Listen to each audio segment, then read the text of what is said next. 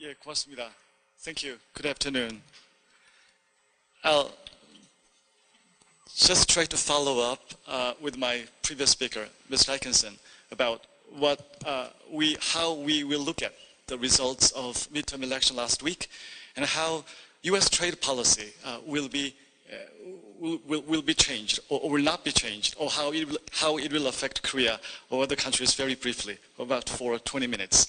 I guess 2018, now we are in the middle of November. I guess 2018 is a memorable moment because we have seen, we were very much surprised in January and February when we looked at the first batch of protectionist measures in this year. And then over time, I guess we have become a little bit now complacent with the situation. We are now about looking at all these environments and all these situations in a way that this is almost inevitable. And this is something that, that Korea and other countries for that matter must accept and must adapt themselves to the new environment. But so I think after having spent a year with full of events and full of surprises, I guess this is a little bit of worrying and pessimistic while we are still talking about the trade policy and U.S. trade policy and protectionism globally. With that, I'll briefly talk about U.S. midterm election. And I guess my conclusion is basically the same as Mr. Atkinson, which is that I think with all the changes and with all the outcome in the U.S. midterm election, it's difficult for us to believe that there will be any meaningful change in U.S. trade policy. Most importantly, I guess the President Trump, the Trump administration has been very successful in implementing its trade policy. It has secured a negotiation with Korea, with Mexico, with Canada. Japan is now waiting for its turn, and EU is coming up soon, and WTO is now thinking about reform measures, which is basically the discussion of the WTO, how to accommodate U.S. concern. So I guess at least in trade front, let's forget about the immigration issue. Let's forget about other sensitive issues. But at least for trade front, it seems that the plan or the desire of the Trump administration is working at least for the United States now. So it's difficult for us to believe that Trump administration will change its policy in the next 2 years. More importantly, if we think about the popularity rating on the day of midterm election last Tuesday, which was 44%. I think that's quite meaningful. So it's difficult for us to think, for us to predict that President Trump will change its course or try to do something new at this particular juncture. So unfortunately and sadly, I guess the current trade policy of the United States will persist toward Korea, toward Japan, toward Canada, toward Mexico, toward WTO, and more importantly, toward China for the next 2 years. It pays. It has paid for the Trump administration for now, for the past 2 years, and it seems that it will continue to pay for the next 2 years. So unless something surprising happens, say toward the end of November in Buenos Aires, or something happens early next year, unless some miraculous thing happens, then probably the current situation will persist for other countries as well. So that's, I think that's the reality that we have to deal with at this particular juncture. With that, let me briefly move on to the slides. Okay, this is where we stand. And basically, I'm not trying to criticize one particular country or one particular government or one particular administration. The global protectionism is the problem. So the protectionism is the main reason for this particular situation, and I don't believe that it's fair to criticize just one country, say United States or China or other countries for that matter. I guess the erosion of the leadership of the WTO or multilateralism generally is the root cause for this particular problem, and what we are now seeing is just the application of the problem in the particular context of U.S. domestic politics. And U.S.-China disputes continue to rise, and it seems that the disputes will intensify in scope, in variety, and in intensity. Two countries are trying to settle the disputes, but as I say toward the end of the presentation, it seems that the differences are not merely some minor differences over some textual basis of WTO agreements or some legal disputes or legal differences over a particular topic in anti-dumping investigation or countervailing duty investigation or some other topics. Rather, the fundamental differences between the two countries are about, I would say, rather structural or even philosophical. Say, what is the scope of the intervention of the government in the private market? Or what is the reach of trade agreement in terms of overall economic policy? I think there are fundamental differences between the United States and China when they look at the same document of the WTO agreements or same document, a particular agreement. They have very differing views on these issues, and I don't believe those issues, those differences will evaporate sometime soon. So probably two countries will try to settle an agreement sometime soon because doing so would be beneficial. We can see that toward the end of November or early next year, but with that, still, it's likely that the differences will emerge again and confrontation will flare again. Because what we are seeing here is not just some minor clerical or some textual differences on the WTO agreements or some documentation. Rather, what they differ on are fundamental structures of trade agreements and trade norms and how to regulate international trade, international business transactions generally. And WTO has been, unfortunately, not playing its role in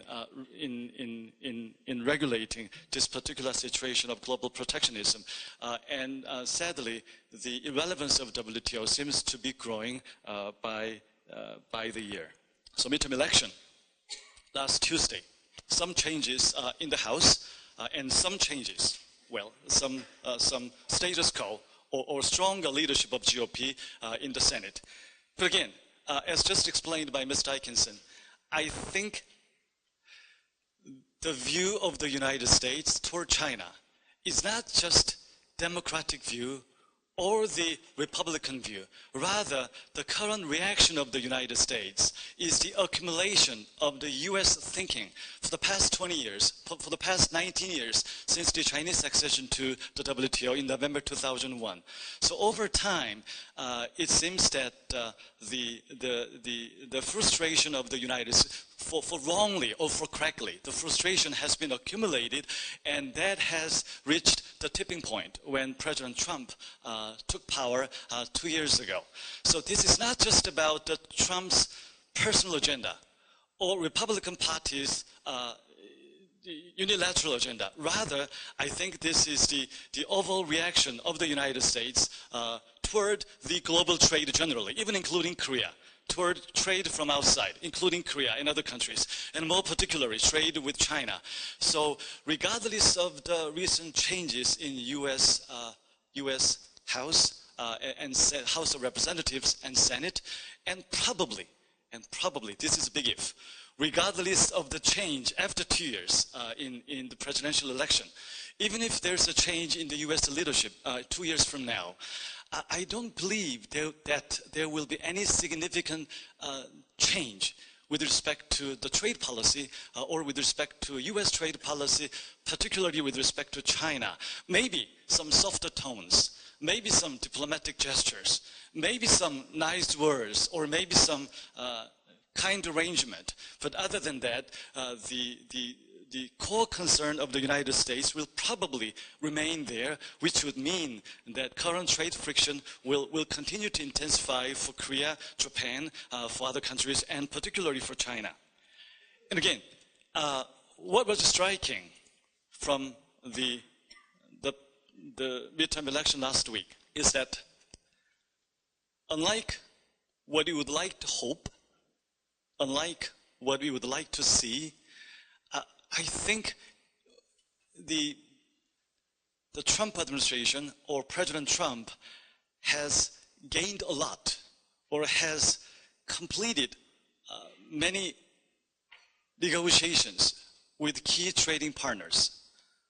So again, Korea, Mexico, Canada, and other countries are lining up. So to the perspective of the US domestic constituents, I think this is the biggest selling point for President Trump. No matter what they say, he has secured some outcome for trade front, and he is dealing with the foreign penetration from the global trade.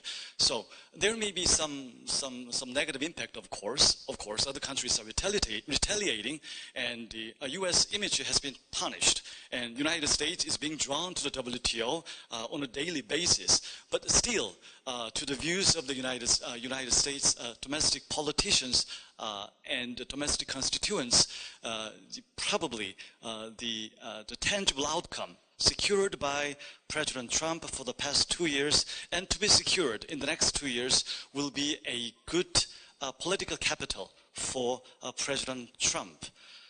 With that, again, the changing the course of action or somehow trying to do something else for the next 2 years just because of the criticism of other countries in trade front is possible, but is not probable, is not likely, given the current stance of Trump administration.